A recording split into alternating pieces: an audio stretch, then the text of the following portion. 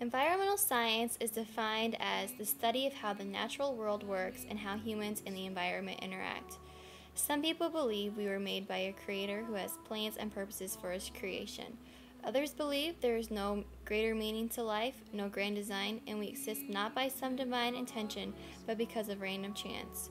My point isn't to discuss the difference between different people's beliefs. The person who says we are here by chance and there is no greater meaning has just as many beliefs as the person who says there is a creator, maybe even more. My point is to discuss how I believe that humans and the environment are intertwined with one another. Being a follower of Christ, I believe that God gave animals and plants the ability to reproduce.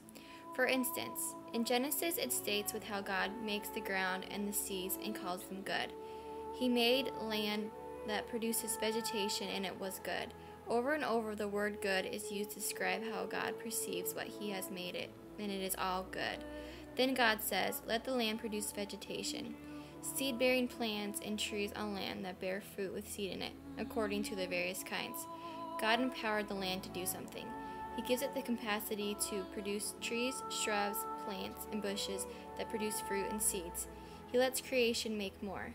He does this again with creatures that live in the sky and the water and states, "Be fruitful and increase in the number and fill the water in the seas and let the birds increase on earth."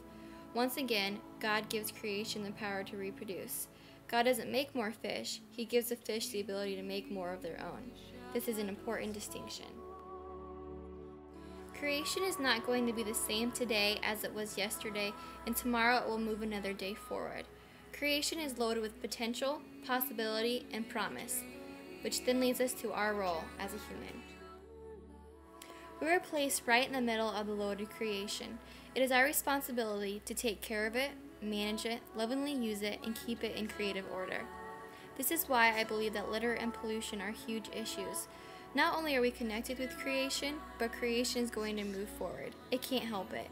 It is loaded with energy. It's going to change and morph.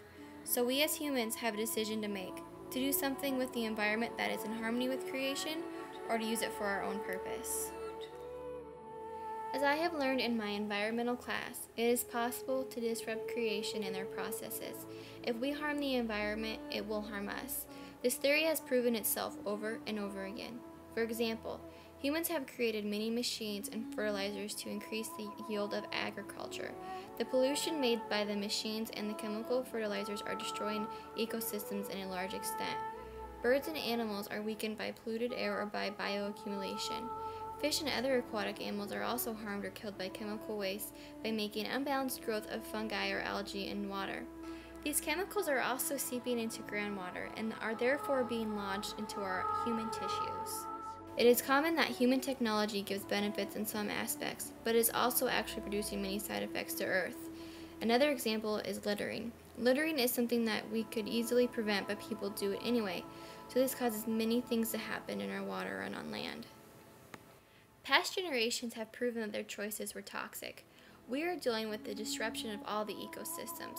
Their actions have thrown off the weather, trees, and oceans. It is all one, and when one part starts to splinter and fracture, the whole thing starts to crumble. We cannot be separated from our environment. When one part falls out of harmony, everything else is affected. It's important that we take our roles as humans seriously. It's time to renew and restore or be cautious of what the environment is doing. We need to do this so future generations will have something to enjoy, to take care of, to see the beauty of. It's all a choice. What will you do?